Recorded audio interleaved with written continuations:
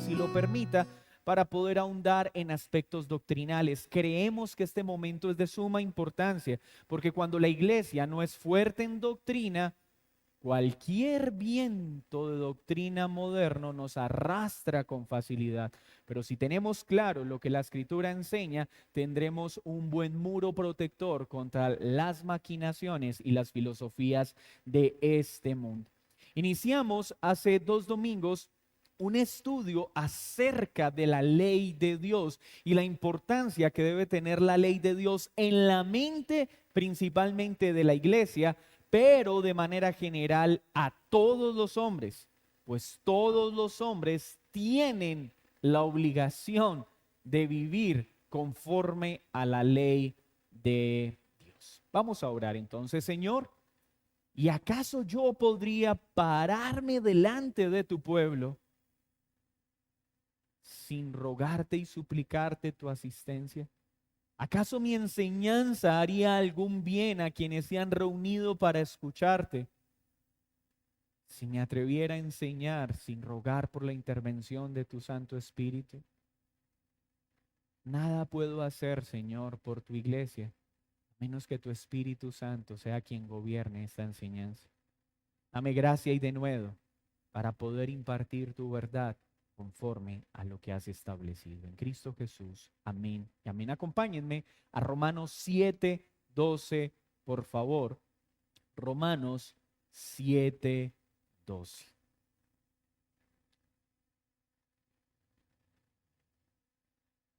De manera que la ley a la verdad es santa y el mandamiento santo, justo y bueno. Así que el primer texto rector de este estudio tiene que ver con la importancia y el valor de la ley. Si a un creyente le preguntan, ¿y qué opinas de la ley de Dios? Es santa, justa y buena, porque es Dios quien la estableció y lo hizo para bien de su creación. Hasta acá hemos aprendido que la ley de Dios debe ser tenida en la más alta estima, que hay dos tendencias peligrosas: los antinomianos y los legalistas. Cuando hablamos de antinomiano, estamos hablando, como ya lo aprendimos, anti-ley. La ley ya no tiene nada que ver con nosotros. Dios es amor y Cristo vino para abolir la ley. Y detrás de esa romántica afirmación tenemos que decir herejía. Porque Cristo vino a cumplir la ley para salvar a un pueblo que no podía cumplirla. Vino a cumplirla con un propósito salvífico y redentor, no a eximirnos de vivir la ley en nuestro propósito santificador, porque la ley sigue siendo vital en nuestra santificación. Y el otro riesgo al estudiar la ley de Dios es el legalismo. El querer de forma solapada hacerle pensar a la audiencia que debo cumplir la ley para ser salvo. No, mis hermanos, la ley no salva. Porque Cristo salva es que podemos cumplir la ley por la operación de su Santo Espíritu. Pero el legalismo intenta regular aspectos en la conciencia que Dios no ha ordenado. Y todos luchamos con este fenómeno. ¿Por qué a veces nos inclinamos a decir la ley ya quedó atrás? Porque somos rebeldes y no nos gusta que nos digan cómo tenemos que vivir. Todos somos rebeldes y a algunos se les nota más. Pero todos luchamos continuamente. ¿Y saben cómo podemos comprenderlo? Cada vez que nos topamos con la palabra de Dios y nuestra primera reacción es que yo creo que no es tan así. A mí me parece que, yo siento que, cuando tú reacciones así frente a la instrucción bíblica, examínate. para que estemos actuando con un justo juicio y no cegados por nuestra rebeldía. Hay algo que necesitamos enfatizar y es: el problema en nuestro tiempo no tiene que ver con aceptar si Dios existe o no existe. Ese no es el debate central para la época de hoy. O sea, la misma ciencia ha dejado esto claro. Dios existe y es poderoso. El problema no es con un Dios creador que es poderoso y gobierna sobre todas las cosas. El problema del hombre es con aceptar que tiene que obedecer a ese Dios que creó todas las cosas. El hombre no quiere un Dios que diga cómo debe vivir, porque queremos vivir a nuestra manera, pensando que somos más sabios que el Dios que creó todo lo que existe. La rebeldía es eso. Cuando nosotros insistimos en vivir a nuestra manera, básicamente con nuestros actos le estamos diciendo a Dios: creo que tú hiciste todas las cosas, pero creo que tú no sabes cómo debo vivir mi vida. Más bien siéntate y aprende de cómo se debe vivir en este mundo. Qué arrogantes somos, ¿cierto? Pero ninguno de ustedes se ha dirigido a Dios de esa manera, ¿cierto? Dios, siéntate y aprende de mí. Pero en la práctica lo hacemos. Porque tú me dices cómo vivir y yo insisto en decirte: no es así, ven, yo te muestro cómo debo vivir. Y acción tras acción, fracaso tras fracaso, sufrimiento tras sufrimiento, aún somos tan arrogantes que pensamos que hay otra forma diferente a vivir que como Dios manda. Solo hay un camino, y es el camino que Dios ha establecido. Vimos también en esta introducción cuáles son las razones pedagógicas por las que la ley se ha enseñado en tres aspectos. Hablamos que la ley de Dios es todos sus mandatos, pero que ésta se divide por razones pedagógicas, no por una enseñanza explícita en ley ¿qué? Civil, ceremonial y moral. ¿La ley civil es para qué? Para regular la manera en la que un pueblo debe vivir. Y esa ley terminó con Israel como nación, pero sigue siendo útil para extraer de ella ¿qué? Principios. ¿Estamos obligados a legislar en la forma que Israel como nación lo hizo? No, pero ¿podemos aprender de sus principios? Por supuesto. Israel como nación, por la dirección de Dios, estableció pena de muerte. Ese principio rector entonces nos enseña algo sobre la regulación que deben establecerse en nuestros pueblos como principio. Pero también hablamos de la ley ¿qué? Ceremonial. Tenemos que cumplir los rituales que Israel debía efectuar por mandato de Dios para adorar al Dios vivo y verdadero.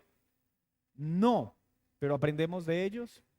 ¿Por qué ya no estamos obligados a cumplir la ley ceremonial?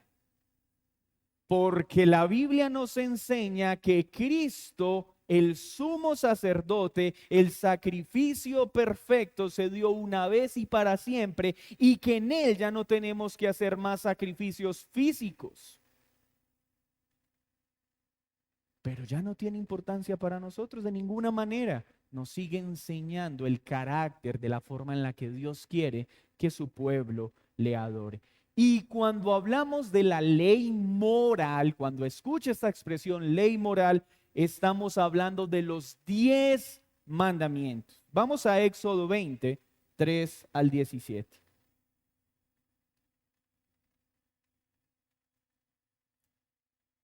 Cuando escuchen en este estudio ley moral, deben pensar inmediatamente en 10 mandamientos. Éxodo 23 al 17 dice: no tendrás dioses ajenos delante de mí. No te harás imagen ni ninguna semejanza de lo que está arriba en el cielo, ni abajo en la tierra, ni en las aguas debajo de la tierra. No te inclinarás a ellas ni las honrarás, porque yo soy Jehová tu Dios, fuerte y celoso, que visito la maldad de los padres sobre los hijos hasta la tercera y cuarta generación de los que me aborrecen, y hago misericordia a millares a los que me aman y guardan mis mandamientos. Versículo 7. No tomarás el nombre de Jehová tu Dios en vano, porque no dará por inocente Jehová al que tomare su nombre en vano. Versículo 8. Acuérdate del día de reposo para santificarlo. 6 días trabajarás y harás toda tu obra, mas el séptimo día es reposo para Jehová tu Dios. No hagas en él obra alguna tú, ni tu hijo, ni tu hija, ni tu siervo, ni tu criada, ni tu bestia, ni tu extranjero que está dentro de tus puertas. Porque en 6 días hizo Jehová los cielos y la tierra, el mar y todas las cosas que en ellos hay, y reposó en el séptimo día. Por tanto, Jehová bendijo el día de reposo y lo santificó. Honra a tu padre y a tu madre para que tus días se alarguen en la tierra que Jehová tu Dios te da.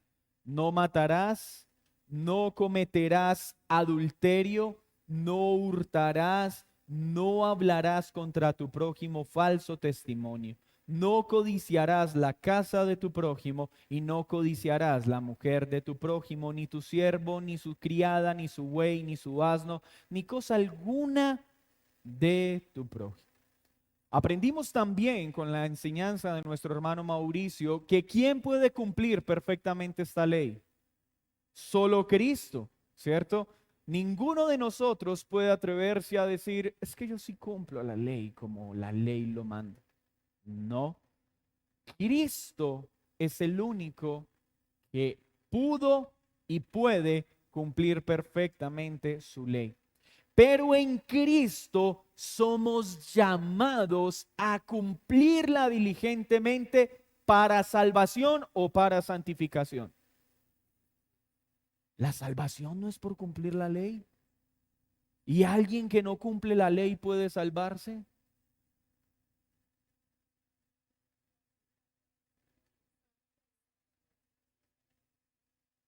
La salvación es por fe. Y ninguno de nosotros cumple la ley perfectamente para hacernos merecedores de salvación. Pero note la diferencia. No nos salvamos por cumplir la ley perfectamente, pero la evidencia de que verdaderamente somos salvos se evidencia en un santo deseo dado por Dios en nuestro corazón de ser fieles a sus mandamientos. Ese deseo viene por la operación del Espíritu Santo en alguien que ha nacido de nuevo. Si no hay amor por su ley, no hay amor por Dios. Porque ¿quién es el que me ama? El que obedece mis mandamientos. Si yo digo le amo, pero no tengo un interés por obedecer sus mandamientos, no le amo y soy un mentiroso.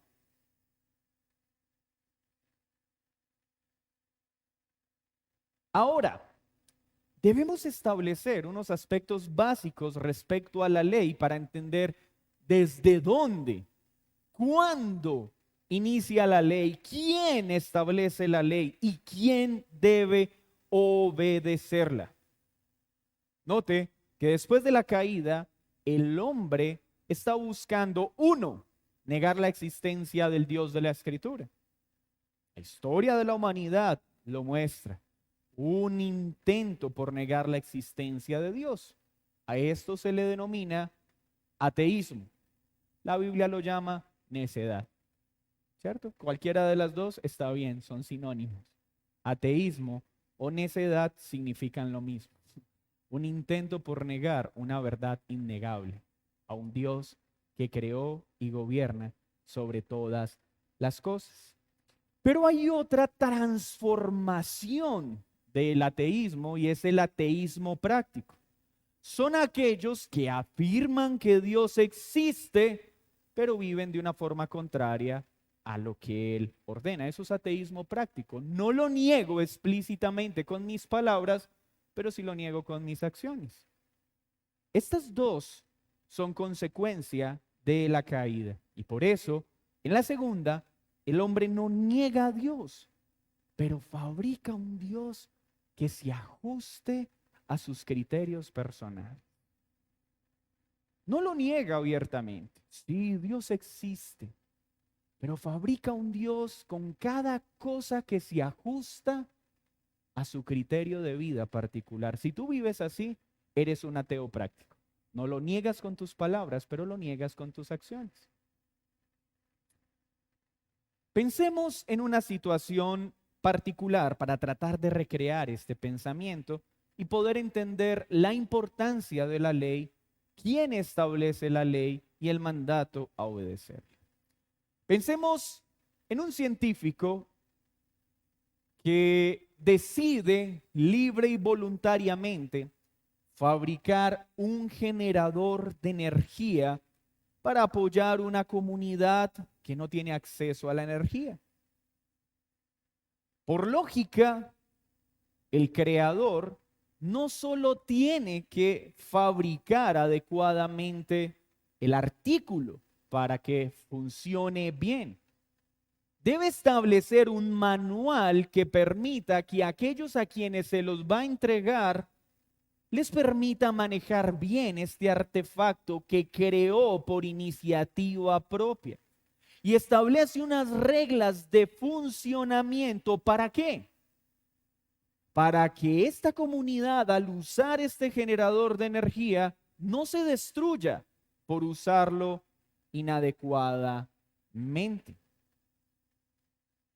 Tanto debe poner una advertencia en la que notifique que si no se usa conforme a los elementos para el cual fueron creados y con las reglas que él establece, van a haber serias consecuencias. ¿Alguno de ustedes ha comprado un dispositivo electrónico en los últimos años? No tienen cara de todos usar leña todavía, ¿no? ¿Cierto? Celulares. ¿Notan que los manuales traen instrucciones de cómo se prende, de cómo se carga y una qué? Advertencia. Y generalmente suele pasar más con los hombres que las mujeres. Yo no necesito leer eso. Yo sé esto cómo funciona. Y ahí es donde la esposa dice, te lo dije. Pero eso tiene que ver con la raíz de la condición caída del hombre. ¿Es este el escenario natural y lógico? ¿O acaso el científico debe hacer un conversatorio con esta comunidad sabiendo que no tiene ninguna formación científica? No saben cómo fabricar energía, ni tienen los conocimientos técnicos para poder crear este artefacto. Tendría lógica que el científico le pida a ellos consejo de qué debe utilizar para construirlo y cuáles son las normas que debe establecer para que no estalle y destruya toda la comunidad. Esto sería ilógico. Tan ilógico como viendo a un padre pidiéndole consejo a un niño de si vamos a la iglesia o no. Es que mi hijo no quiso. Obviamente, no tiene los criterios para saber qué es lo bueno y qué es lo malo. El científico, al tener un pleno conocimiento de su obra, por tanto y de manera implícita, tiene la autoridad para regular cómo debe funcionar su generador de energía, para garantizar que cumpla el propósito para el cual fue creado y para proteger a aquellos que recibirán tal beneficio de no destruirse al ignorar las reglas. ¿Les parece hasta acá lógico este ejemplo? Perfecto. Si hay un generador de energía, tenemos que aceptar que hay un creador. Trinh Truan lo dijo, ¿cierto? Si hay un reloj es porque hay. Oh, pero teólogos los que hay en esta iglesia. Si hay un reloj, hay un relojero. Si hay un generador de energía es porque detrás de ese generador hay un científico con las habilidades necesarias para crear.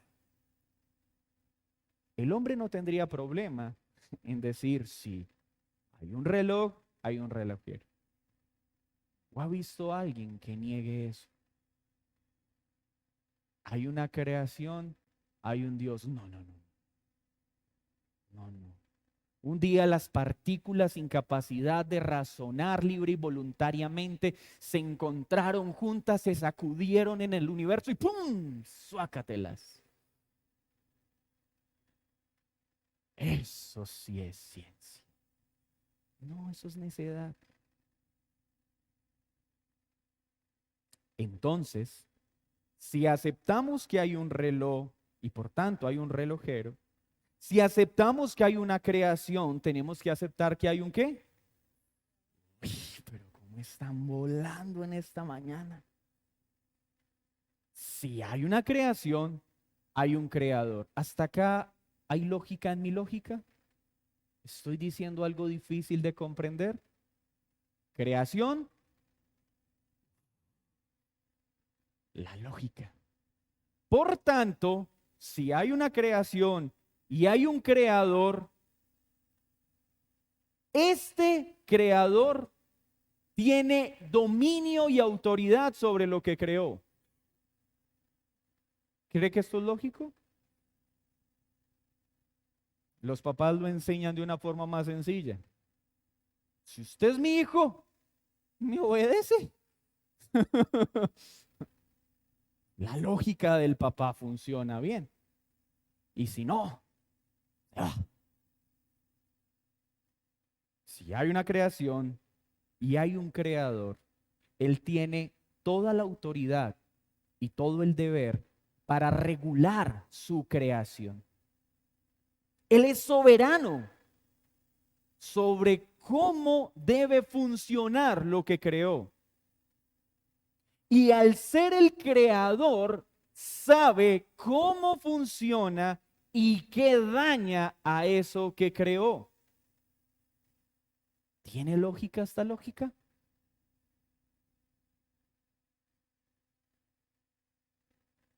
Y si es soberano, también tiene el conocimiento necesario para advertir las consecuencias que pueden venir si no vive su creación conforme a lo que él sabia y soberanamente estableció. Esto es lógico. Así que creer que Dios existe, que es soberano y que debe ser obedecido no es por falta de lógica. Y esto es lo que quiero dejar claro. No es porque no sea lógico, es porque es molesto a un corazón rebelde que quiere vivir a su manera. Entiende que tu conflicto y mi conflicto principal no es que Dios existe, es que no queremos obedecerlo porque llevamos una vida entera viviendo a nuestra manera. Y cuando este Dios viene a enseñarnos cómo debe vivir la mujer, cómo debe vivir el hombre, cómo deben vivir los hijos, no me vengan a decir ahora cómo tengo que vivir si yo ya llevo una vida viviendo a esta manera. Porque somos rebeldes por naturaleza. Si esta lógica es cierta, sería absurdo y lógico que un hombre sin ningún conocimiento trate de enseñar a un científico de cómo hacer funcionar el generador. ¿No es entonces ilógico, absurdo y vergonzoso que un hombre trate de enseñarle a Dios cómo crear su creación? Esta lógica deja sin excusa al hombre. Es que si yo fuera Dios no hubiera creado a Satanás. Si yo fuera Dios, yo no hubiera puesto el árbol de la vida. ¿No es esa nuestra lógica? Somos arrogantes, soberbios, tercos, al pensar que nosotros podríamos decidir o hacer las cosas mejor que como Dios las hace. Si estamos hablando de un Dios soberano, ¿saben qué es soberano? Que gobierna eficazmente sobre todas las cosas, que es sabio, que todo lo sabe, que todo lo conoce. ¿Quién soy yo para cuestionar sus lineamientos? Como lo hemos dicho en otras ocasiones, esto es tan absurdo como pedirle a una hormiga que resuelva un problema aritmético. Nuestro mayor acto de humildad está en decir, Señor, no entiendo tus designios, pero me sujeto a cada uno de ellos porque sé que eres sabio, eres perfecto y lo que has establecido está bien. Acompáñeme a Génesis 1 y vamos al inicio de todas las cosas. ¿Hasta acá me estoy haciendo entender? Espero este ejemplo no les haga pensar que estoy asaltando su capacidad de razonar. Lo que quiero partir es de la sencillez, de la lógica de un Dios soberano y de un Dios que gobierna y rige mediante leyes lo que Él creó. Génesis 1:1. ¿Qué dice este texto? En el principio todo se dio por generación espontánea y ¡boom!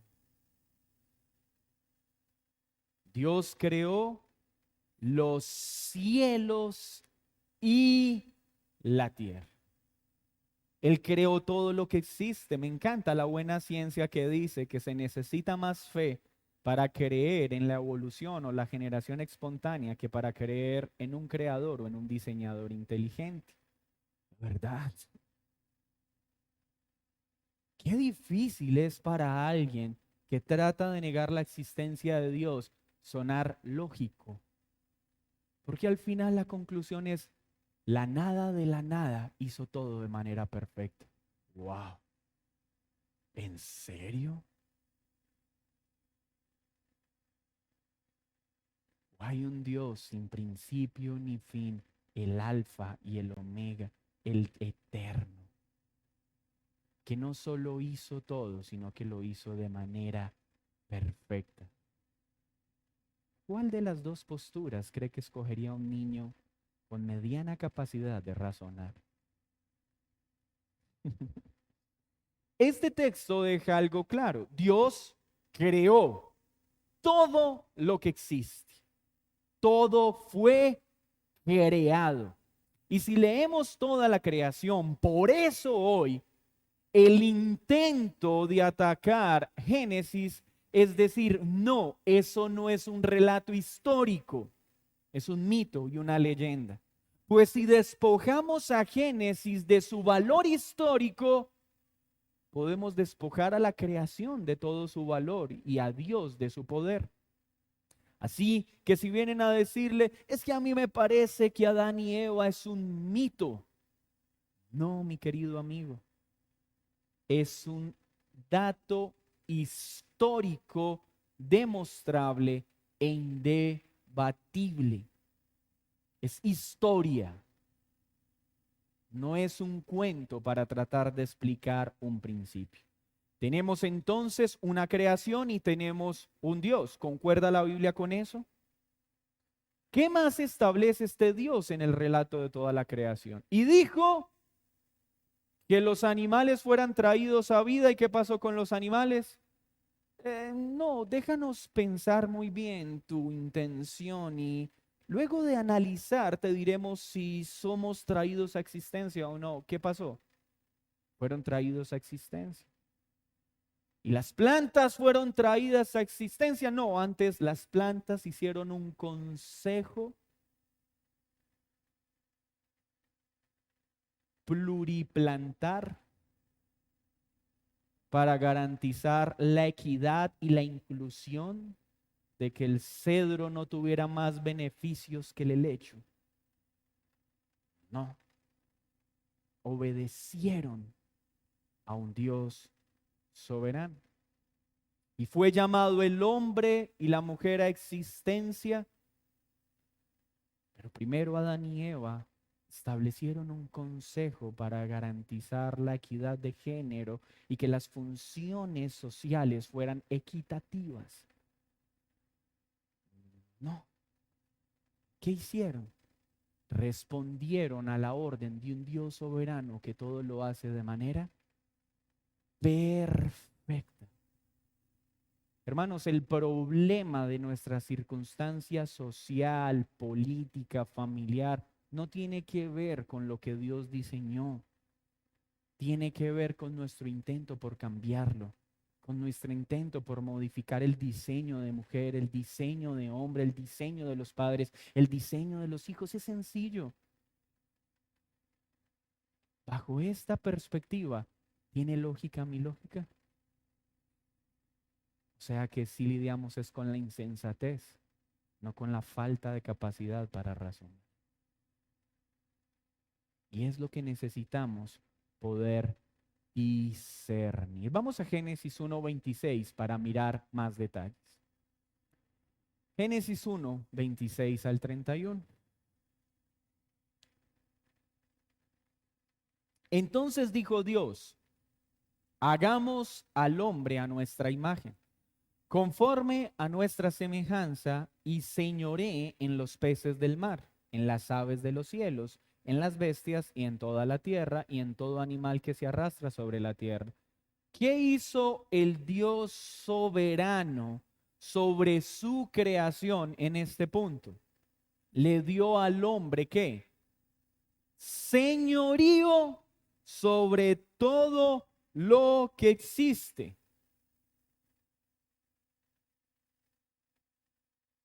¿Por qué? ¿Por qué un Dios que es omnipotente, omnisciente, omnipresente, puso al hombre a enseñorearse sobre la creación y no a los animales a enseñorearse sobre él? Porque los animales fueron hechos a imagen de él. ¿Quién? El hombre. Entonces, si Dios es sabio y sabe cuál es la mejor forma de que lo que creó funcione, al ver lo que creó, él sabia y sensatamente escogería dentro de su creación quién era idóneo para administrar lo que él creó. Y esa idoneidad, ¿a quién se la entregó? Al hombre, no a los animales. Por eso respetamos los animales, pero sabemos que es pecado y es desagradable a Dios humanizarlos o conferirles funciones que solo fue dadas a los hombres. ¿Y qué tienes? No, estoy triste porque es que mi animalito ya amaneció triste conmigo. Espérame, tú te estás escuchando. Tú le estás atribuyendo a un animal funciones que Dios solo le asignó al hombre. Ah, que mi gato, o mi perro, o mi canario, por un acto reflejo, parece estar enojado o reacciona de una forma molesta que se asemeja a los sentimientos y a las emociones de un ser humano. Pero no podemos igualarlo. Porque si igualamos a los animales respecto a los hombres, entonces ¿por qué no les permitimos también gobernar? Bueno, en algunos lugares ya lo están haciendo. ¿Por qué? ¿Por falta de lógica? ¿Por qué, hermanos? Por insensatez. Porque queremos cambiar el diseño de Dios. Queremos alterar sus lineamientos. Entonces, entrega señorío. ¿Debía preguntarle primero a Adán y Eva si eso era lo correcto? No. Adán y Eva presentaron resistencia. ¿Por qué creen que no presentaron resistencia al mandato de Dios? Recuerden que no estaban todavía en una condición caída. ¿Por qué Adán y Eva obedecieron y atendieron esta instrucción sin presentar resistencia? Porque entendían que quien estaba estableciendo ese mandato, ¿cómo era? Sabio, perfecto, soberano. ¿Nota usted cuando alguien confiable le da una instrucción sobre algo en particular, cuánto nos facilita a nosotros atender esa instrucción al ver que lo que nos pide es coherente con lo que hace y al hacerlo, a él le va bien. Eso facilita. Para ellos, por su condición, no hubo la más mínima duda de que el mejor camino era ¿cuál? Obedecer la ley que Dios estaba entregando. Tú fuiste puesto para enseñorear y ellos solo debían responder si estuvieran en una iglesia moderna. Uy, qué bueno que ya no tienen esas prácticas. Todos hubieran dicho amén. Para Adán y Eva no hubo dificultad en reconocer quién los creó y la sabiduría y el bien de su mandato. Sigamos leyendo. Versículo 29. Y dijo Dios, he aquí que os he dado toda planta que da semilla, que está sobre toda la tierra, y todo árbol en el que hay fruto y que da semilla, os serán para comer. Las plantas son para. Eso no deberíamos ni explicarlo por lógica, pero en nuestra generación sí. Porque ahora tenemos hasta movimientos respiracionistas que solo viven del aire. Hermanos, esto es real. Hace 2 semanas, una persona cercana tuvo que hospitalizar a un ser querido porque llevaba 7 días viviendo del aire. Solo tomaba agua. Esa es la insensatez a la que está llegando el hombre. Pero no por la complejidad del mandato, sino por la rebeldía que hay en el corazón del hombre. 30. Y a toda bestia de la tierra, y a todas las aves de los cielos, y a todo lo que se arrastra sobre la tierra, en que hay vida, toda planta verde les será para. Está preguntando si quieres. ¿Qué le está diciendo? Esta es la facultad que te ha sido dada. Y fue así. Y 31, por favor, mire la belleza de este pasaje. Y vio Dios todo lo que había hecho, y he aquí que era. ¡Wow! El Dios omnipotente, el Dios sabio, el Dios omnisciente, solo podía hacer algo conforme a su carácter. Y si Él es perfecto, su obra reflejaba sus perfecciones. Sus leyes garantizaban que su obra mantuviera reflejando la belleza de su carácter, la gloria de su majestad. Entonces podemos ver que hay una creación, que hay un Dios y que todas las leyes que Él estableció son ¿qué? Buenas en gran manera. O sea que Dios es bueno en, y si seguimos esta lógica, su ley es, wow, no lo dije yo. La lógica es lógica. Si Dios es bueno, su ley es buena. Entonces nuestra desobediencia no es porque la ley no nos haga bien. No es porque el Dios que la estableció no sea bueno. ¿Es por qué? Pero dígalo con el mismo ánimo. Ah, ¿rebeldía de quién? En plural suena más fácil, ¿cierto? Ah, ¿mi qué? Los música, los oídos. Mi rebeldía. Es mi rebeldía. Me parece, me gusta y punto. Bueno, tal vez acá nadie es así, en otra parte de la cristiandad. Podemos entonces concluir, para aterrizar esta base fundamental, que todo existe porque un Dios lo creó. Y ese Dios tenía y tiene que ser soberano sobre lo que creó. No solo debía tener el poder para crearlo, sino la sabiduría y perfección para garantizar y establecer las leyes necesarias para su correcto funcionamiento. Si aquellos que fueron creados permanecían bajo esa ley, ¿qué experiencia por consecuencia iban a vivir? Los beneficios propios establecidos por aquel que creó y sabía cómo funcionaban las cosas. Pero al desobedecer, ¿qué iba a pasar? Todas las consecuencias de vivir de una forma contraria a él y de tratar de enseñarle cómo se debe vivir.